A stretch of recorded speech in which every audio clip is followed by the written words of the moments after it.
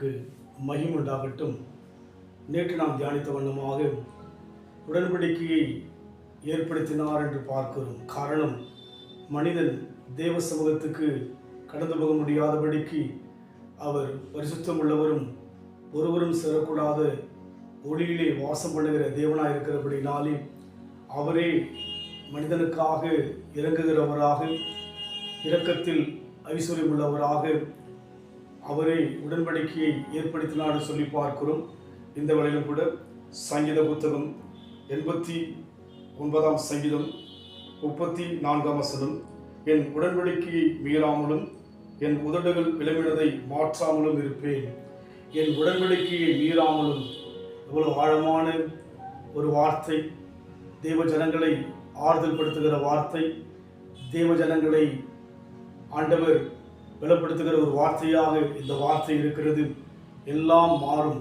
இந்த உலகத்தில் பார்க்கிற எல்லா காரியங்களும் மாறும். வானமும் பூமியும் கூட முடிந்து போகும் என்று சொல்லி பார்க்கிறோம்.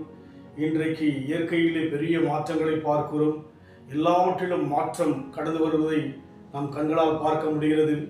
ஆனால் தேவன் யாரு சொன்னால், உடன்படிக்கையை மீறாமலும் மாற்றாமலும் இருக்கிற தேவனாய் இருக்கிறார்.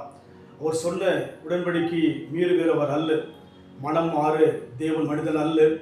பொய் சொல்ல அவர் மாந்தரும் அல்ல என்று சொல்லி பார்க்கிறோம். அதனால் என்னவெல்லாம் நமக்கு ஆண்டவர் உடன்படிக்கை மூலமாக வார்த்தைகளை வாக்குத்தத்தமாய் கொடுத்திருக்கிறாரோ அதிலிருந்து மீறாதவராய் இருக்கிறார். அவர் நிச்சயமாகவே ஆபிரகாம் அழைத்த போது வானத்து நட்சத்திரங்களைப் போல உன்னை பெருகப்படும்படி சொன்னார். காலங்கள் வருஷங்கள் மாறிக்கொண்டே இருக்கிறது. வருஷங்கள் கடந்து போய்கொண்டே இருக்கிறது. ஆபிரகாமுக்குள்ளாக மாற்றம் வந்தது. அதன் மூலமாக ஆகார் என்கிற பெண்ணின் நிமித்தமாக இஸ்மவேல் என்கிற ஒரு சந்ததியை ஆபிரகாமுடைய வாழ்விலே காண முடிகிறது. ஆனால் தேவன் உடன்படிக்கை செய்தவர் மாறாமலும் மீறாமலும் ஏற்ற வேளையிலே ஆபிரகாமை உயர்த்தினார். அதுபோல் ஒவ்வொரு தேவனுடைய மனுஷனிடத்திலே தேவன் என்னவெல்லாம் உடன்படிக்கை செய்தாரோ அதை மீறாதபடிக்கு அவர் நிறைவேற்றினார் சொல்லி பார்க்கிறோம். அதை தான் தெளிவாக சொல்கிறார்.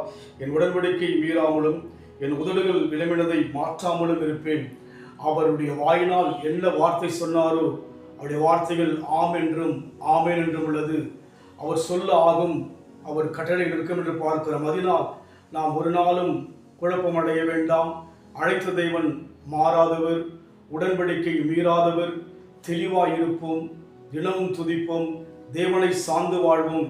கர்த்தர் நிச்சயமாய் நம் வாழ்க்கையிலே சொன்ன வார்த்தையை உடன்படிக்கை மீறாமல் நிறைவேற்ற இன்றைக்கும் கரிசனை உள்ளவராய் இருக்கிறார்.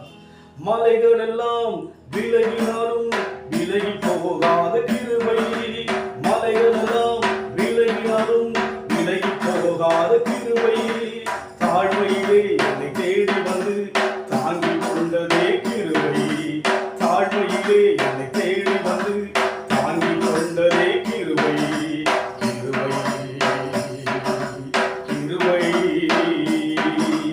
மாறாத கிருபை, மறவாத கிருபை, தள்ளாத கிருபை, என்னை வெறுக்காத கிருபை, மாறாத கிருபை, மறவாத கிருபை, தள்ளாத கிருபை, என்னை வெறுக்காத கிருபை. அவருடைய உடன்படிக்கையை மீறாதவர் என்று பார்த்தோம்.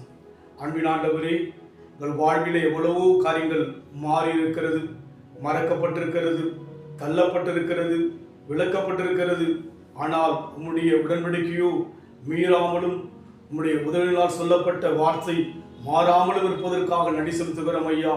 நேற்றும் இன்றும் என்றும் மாறாதவர், இருக்கின்றவராய் இருக்கிற தேவனாய் இருப்பதினாலே உமக்கு நன்றி செலுத்துகிறோம். உண்மையே சார்ந்து வாழ இழப்பு கொடுக்கிறோம். பொறுப்படுத்திக் கொள்ளுங்க. இயேசுவின் நாமத்தில் பிதாவே, ஆமென். கர்த்தர் ஆசீர்வதிப்பாராக. God bless you.